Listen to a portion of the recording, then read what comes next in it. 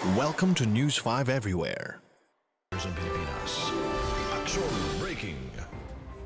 Samantala, nakatakdang magpulong sa susunod na linggo ang Peace and Order Council sa Maguindanao. Layunin nitong makabuo ng action plan hinggil sa tumitinding tensyon sa probinsya na sumabay pa sa paggunita ng mga Muslim sa Ramadan. Hanggang ngayon kasi, nasa evacuation centers pa rin ang libo-libong residenteng lumikas ng magbakbaka ng Bangsamoro Islamic Freedom Fighters at ang army nitong weekend. 6 na sundalo at 80 rebelde umano ang napatay dito at may mga sibilyang napaulat na nasaktan. Pero kahit daw humupa na ang tensyon, may mga armadong grupo pa rin daw na nanghaharas. Dahil dito, hindi na raw makasunod sa mga obligasyong kaakibat ng Ramadan ang mga residenteng Muslim. Makinig lang sa Radyo 5, 92.3 News FM at mag-log on sa interaction.com at sa news5.com.ph. Ako si Alex Salikpala, narito na ulit ang relasyon.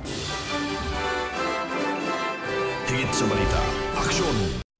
Be sure to come back. News 5 Everywhere. Copyright 2013.